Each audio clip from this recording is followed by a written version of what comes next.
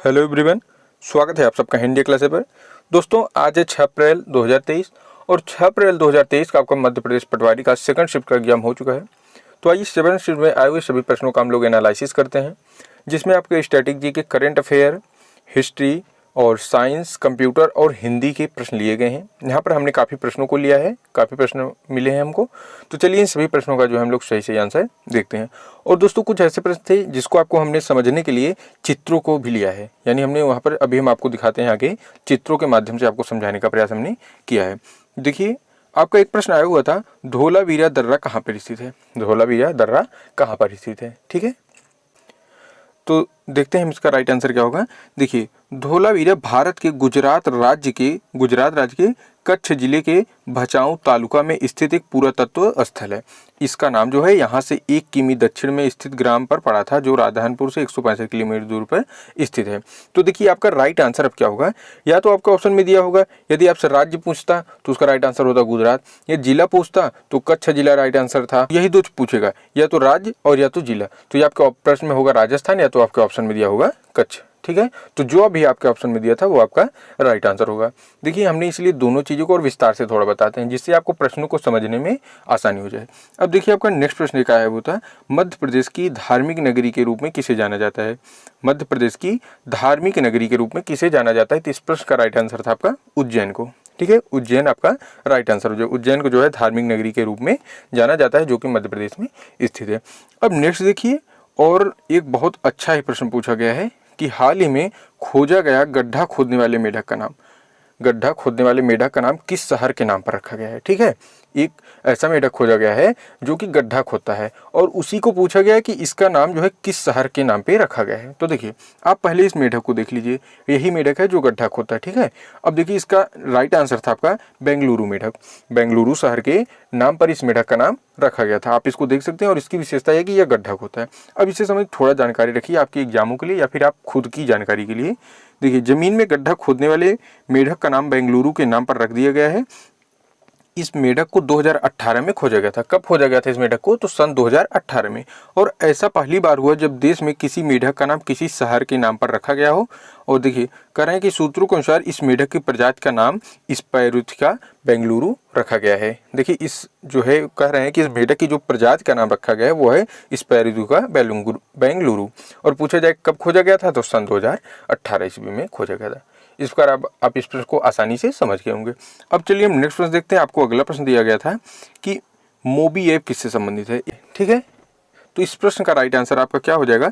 Mobile जागरूकता से संबंधित है। मोबी ऐप आपका मोबाइल जागरूकता से संबंधित है, ठीक है। अब हम नेक्स्ट प्रश्न देखते हैं, राजगीर कहाँ पर स्थित है। यह हिस्ट्री का प्रश्न था, इतिहास का। तो इस प्रश्न का राइट आंसर है बिहार नालंदा में। राजगीर हमारा कहाँ पर स्थित है? बिहार नालंदा में। तो आपका राइट आंसर क्या है? बिहार। नेक्स्ट प्रश्न देखिए, आपसे पूछा गया था शाही किला कहाँ पर स्थित है। शाही किला के बारे में पूछा गया था। तो इस प्रश्न का राइट आंसर था बुरहानपुर में। शाही का किला बुरहानपुर में स्थित है। और आप ध्यान दीजिए कि ये प्रश्न जो है फिर से रिपीट हुआ है। इसके पहले भी शिफ्ट में ये प्रश्न जो है 2 दिन पहले पूछा गया था, और फिर से इसी प्रश्न को रिपीट कर दिया गया है। अब हम नेक्स्ट प्रश्न देखते हैं। आपका अगला प्रश्न क्या है दोस्तों? इसीलिए हम कहते हैं अभी जितने भी भैया बहन का जो है अभी एग्जाम नहीं हुआ है, अभी एग्जाम आने वाले दिनों में होगा, तो सभी लोग जो है एनालिसिस को जरूर देखा करें। क्योंकि यदि आप एनालिसिस प्रतिदिन देख लेते हैं तो आप समझ लीजिए आपका 70% आप कवर कर लेंगे। क्योंकि आप इससे प्रश्न नहीं सीखेंगे, लेकिन किस टाइप के प्रश्न आ रहे हैं उनको सॉल्व कैसे करना है इसको आप समझ जाएंगे, तो आप आसानी से प्रश्नों को सॉल्व कर सकेंगे।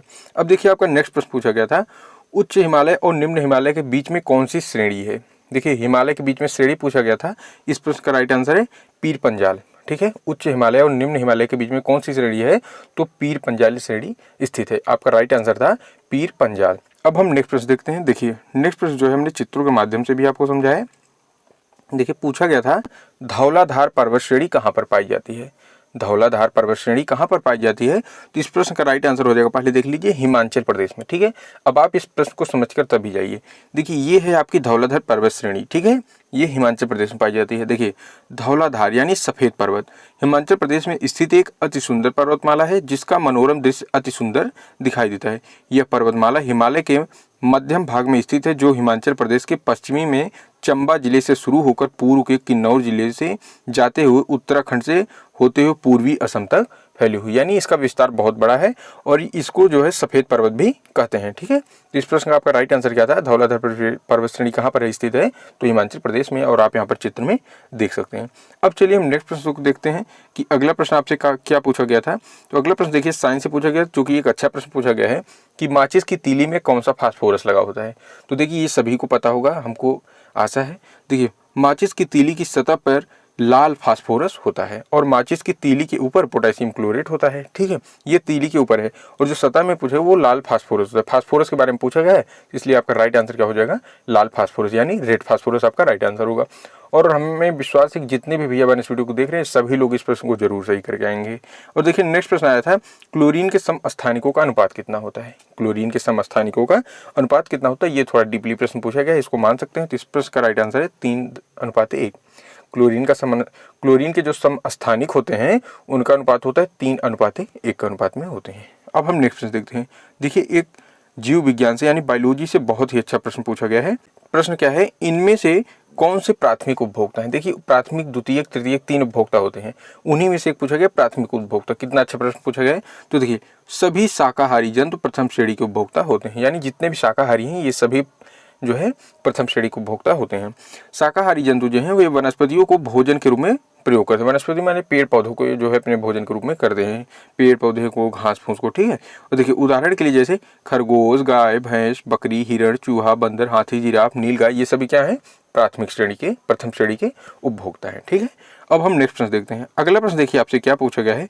अगला प्रश्न है आपका, इनमें से कौन सी मैथिली शरण गुप्त की रचना है? देखिए मैथिली शरण गुप्त की रचना पूछी गई थी, तो इनके जितने भी इंपॉर्टेंट नहीं थे हम सभी को बता दे रहे हैं रचनाओं को। आप इनमें से देख लीजिए आपके प्रश्न में कौन सा दिया गया था।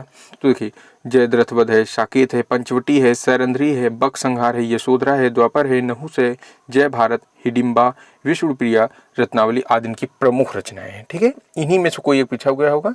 अब चलिए हम नेक्स्ट प्रश्न देखते हैं। फिर से एक रचना पूछी गई है कि सूर्यकांत त्रिपाठी की कौन सी रचना है? तो हम सूर्यकांत त्रिपाठी जी की सभी प्रमुख रचनाओं को देख लेते हैं और उनमें से आप देख लीजिए आपका राइट आंसर कौन सा था। तो देखिए परिमल, गीतिका, अनामिका, तुलसीदास, कुकुरमुत्ता, अड़िमा, अपरा, बेला, नए पत्ते, आराधना, अर्चना।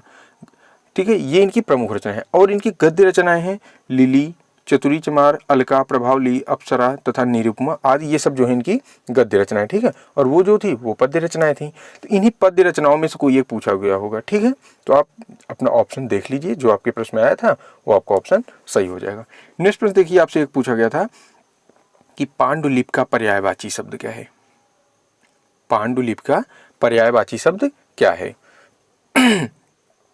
तो देखिए इस प्रश्न का राइट आंसर है पांडुलेख, हस्तलिखित और मसौदा है। इनके 3 पर्यायवाची हैं, पांडुलेख, हस्तलिपि, मसौदा।